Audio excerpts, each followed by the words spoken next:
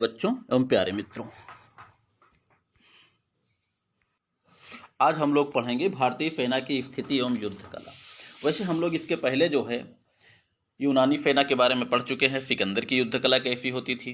तो उसके बाद हम लोग पढ़ते हैं भारतीय सेना की उस समय संगठन किस प्रकार होता था, सेना के प्रकार कैसे होते थे और युद्ध कैसे करते थे। ठीक है, यानी एक बार हम लोग पढ़ेंगे भारतीय सेना और सिकंदर की सेना की युद्ध कला और सैन्य संगठन, फिर उसके बाद हम लोग पढ़ेंगे झेलम का संग्राम। ठीक है, तो इसमें पता चलेगा कि झेलम के संग्राम में किस में कमियां थी, भारतीय सेना के पराजय के कारण क्या रहे हैं। ठीक है, चलिए तो आज हम लोग पढ़ते हैं भारतीय सेना की स्थिति एवं युद्ध कला। उस समय जो है भारतीय सेना चतुरंग बल पर आधारित थी। चतुरंग बल जैसे महाभारत काल में होता था, 4 प्रकार की सेनाएं, रथ, हाथी, घोड़े, पैदल। तो उस समय भी भारतीय सेना चतुरंग बल पर ही आधारित होती थी। इसमें जो पहली और महत्वपूर्ण सेना होती थी वो होती थी रथ सेना।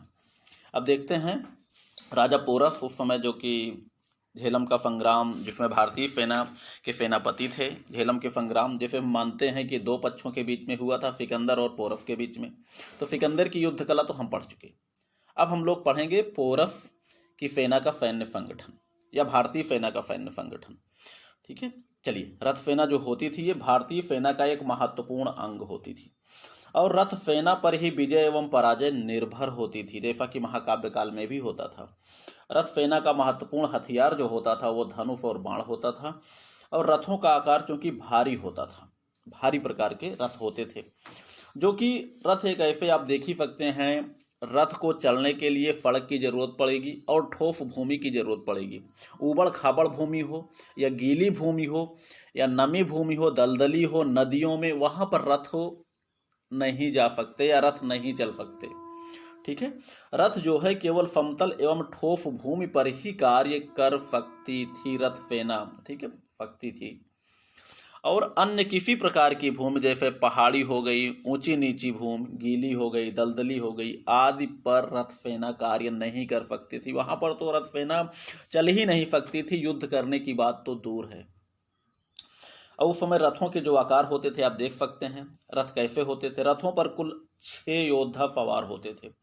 दाएं एवं बाएं दोनों तरफ जो है एक एक ढालवाहक यानी ढाल लिए हुए 2 धनुर्धर, जो कि ढाल लिए हुए 2 मान के चलिए सुरक्षा के लिए लगाए जाते थे, जो कि ढाल लेकर किसी भी आक्रमण को रोकते थे। उसके बाद 2 धनुर्धर होते थे उस पर बैठे होते, धनुर्धर अर्थात धनुष चलाने वाले। उसके बाद 2 रथ चालक होते थे, अर्थात दाएं बाएं एक एक, अर्थात 2 ढाल वाहक, 2 धनुर्धर और 2 रथों को चलाने वाले होते थे। उसके बाद जो दूसरा मुख्य अंग होता था भारतीय सेना का वो होती थी गज सेना, अर्थात हाथियों की सेना। हाथियों की सेना ये जो है भारतीय सेना का द्वितीय महत्वपूर्ण अंग होता था। ठीक, इनका कार्य क्या होता था आगे हम लोग पढ़ेंगे। हाथियों का कार्य जो है बाद में चूंकि परिवर्तन भी कर दिया गया, जैसे शत्रु सेना में आतंक का वातावरण पैदा करना, क्योंकि भारी आकार में होते थे जंगली जानवर, इतने बड़े भारी आकार के जंगली जानवरों को देखकर कौन आतंकित नहीं होगा। तो ऐसे गज सेना का भी जो एक कार्य होता, हालांकि युद्ध में वो सैनिकों को कुचलते थे, जंजीरों का प्रयोग किया जाता था, जंजीरों से वो चलते हुए जो है मारते थे। उसके बाद जो है शत्रु सेना उन बड़े हाथियों को, विशालकाय हाथियों को देखकर भयभीत भी रहती थी, और या फिर शत्रु को भयभीत करने के लिए भी गज सेना का प्रयोग किया जाता था। सेना के अग्रभाग में इनका प्रयोग किया जाता था, क्योंकि आगे से ही शत्रु अगर आतंकित रहेंगे तो आक्रमण की हिम्मत नहीं करेंगे, इसीलिए जो है हाथियों को आगे रखा जाता था। यह बात दूसरी है कि गज सेना ने किस प्रकार की भूमिका निभाई, ये बात की बात है। और हाथी पर 3 योद्धा और 1 महावत बैठते थे, अर्थात कुल मिलाकर 4 योद्धा, 4 व्यक्ति, 3 लड़ने वाले, धनुष बाण। इनका जो प्रमुख हथियार होता था वो धनुष बाण होता था। 3 हाथ लंबी तलवार होती थी और बाण की लंबाई भी लगभग 3 हाथ ही होती थी। जो तीसरा प्रमुख अंग होता था वो होती थी घुड़सवार सेना।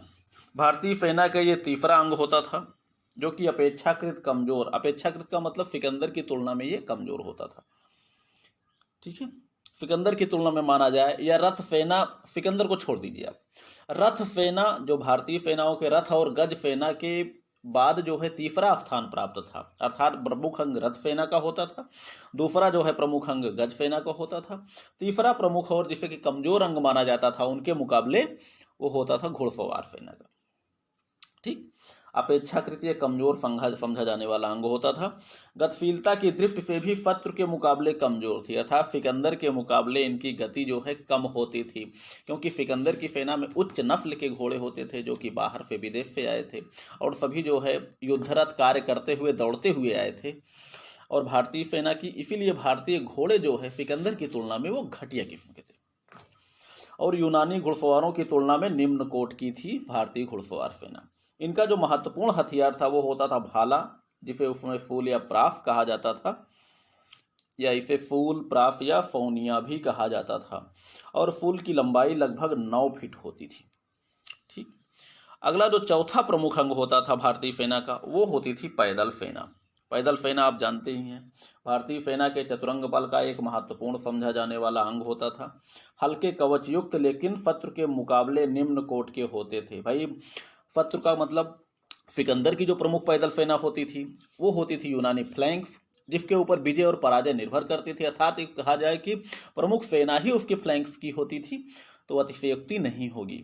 ठीक है, तो उसकी पैदल सेना और भारतीय पैदल सेना के मुकाबले में जमीन और आसमान का अंतर था, क्योंकि उसकी प्रमुख सेना पैदल सेना थी जो इसे फ्लैंक्स कहते हैं, अब भारत की प्रमुख सेना जो रथ सेना थी, तो इसलिए अंतर तो था ही। उसकी प्रमुख सेना पैदल, भारत की प्रमुख सेना रथ, तो उसके पैदल सेना के मुकाबले भारत की पैदल सेना जो है निम्न कोट की थी। इनका जो प्रमुख हथियार होता था वो होता था धनुष बाण, जिसके धनुष की लंबाई जो है सैनिकों की ऊंचाई के बराबर होती थी और बाण की लंबाई भी लगभग 3 हाथ, जैसा कि आपको हम पहले बता भी चुके हैं। अधिकांश सैनिक धनुर्धारी ही होते थे जिन पर विजय एवं पराजय का दायित्व होता था। प्रयोग विधि जो होती थी इनकी, बाएं पैर से नीचे धनुष को दबाकर प्रत्यंचा या डोरी को काफी पीछे तक खींच कर चलाना, अर्थात मारक क्षमता इन धनुषों की काफी ज्यादा थी।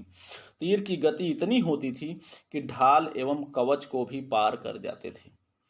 ठीक है मित्रों, ये हो गई जो है भारतीय युद्ध कला या भारतीय सेना की युद्ध कला, या यूं कह सकते हैं कि झेलम के संग्राम में भारतीय सेना की स्थिति। तो इसके बाद हम लोग पढ़ेंगे झेलम या हाइडेस्पस का संग्राम। तो मित्रों हम यहीं पर इसको समाप्त करते हैं ताकि उसके लिए हम अगले वीडियो में पढ़ सकें। उम्मीद करते हैं आपकी समझ में आ गया होगा। ठीक है, नहीं समझ में आएगा तो आप लोग कमेंट करिएगा, बाकी फिर हम आपको समझाने का प्रयास करेंगे। तब तक आप लोग पढ़िए लिखिए, मस्त रहिए और खुश रहिए।